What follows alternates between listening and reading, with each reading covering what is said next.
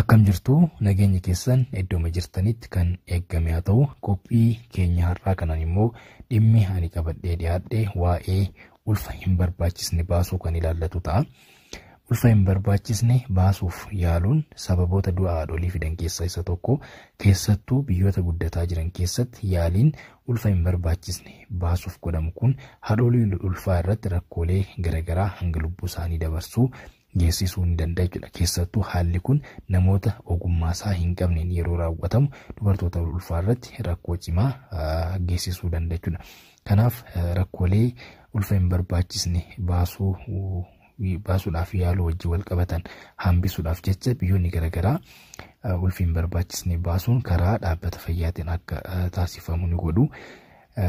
Kana keessatti immoo biyyi keenyas yeroo yookiin immoo haalonni ulfa hin barbaachisne baasuudhaaf itti eeyyamtu ni jiru. Kanaaf wantoonni yookiin immoo haalonni biyyi keenya ulfa hin barbaachisne baasuudhaaf itti eeyyamtu maal fa'aadha kan jedhu kan ilaallu ta'a.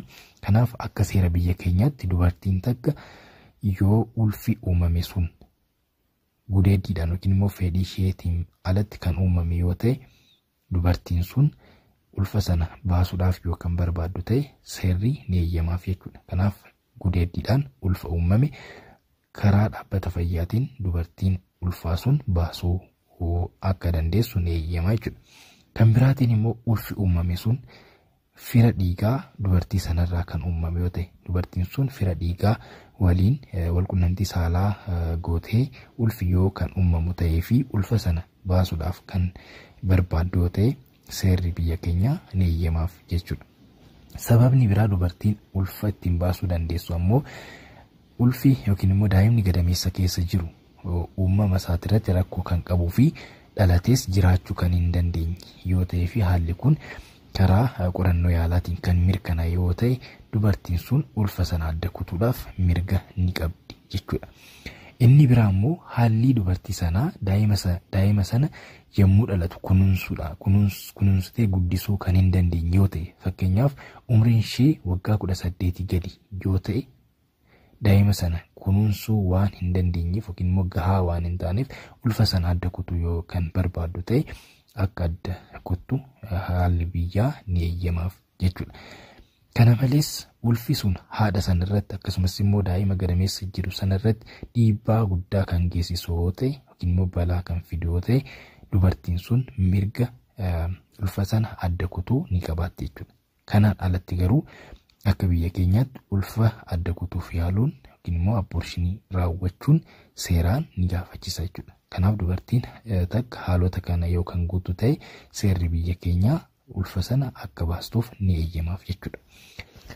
Kanuma wajjin wal qabatee wanti kaasuu barbaadu amantiin garaagaraa ulfa baasuu dhorkuu danda'u. Kanaaf akkaatuma amantii keessaniin abbootii amantaa mari'achiisuun akkasumas immoo haala amantiin keessan jedhuun hordofuun mirga dhuunfaa keessanii ta'a.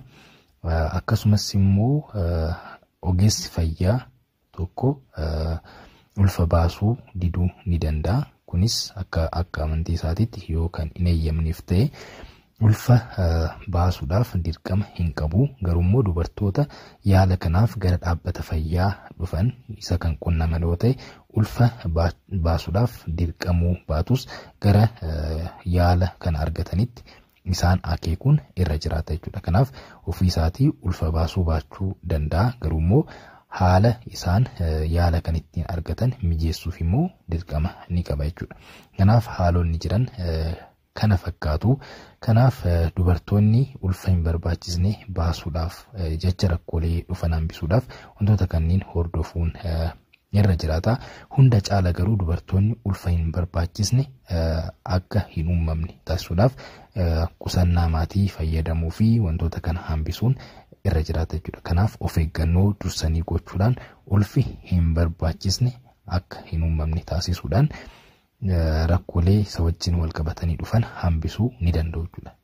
Kanaan alattis yoo ulfi hin barbaachisne uumames maloota aadaa fi maloota garaagaraa fayyadamuudhaan ulfa baasuudhaaf yaaluun rakkoo cimaa isaanirra akka geessisu beekuudhaan wantoota kanarraa of qusachuun baay'ee barbaachisaa ta'e jechuudha. Kanaaf odeeffannoo wal fakkaataa yeroo garagaraatti isiniif qoodnu bifa salphaa ta'een akka isin bira ga'uu danda'uuf chaanalii keenya subscribe gochuudhaan maamila ta'uu hin dagatina. Akkasumas immoo yaada qabdanis karaa kommentiitiin nuuf qoodaa.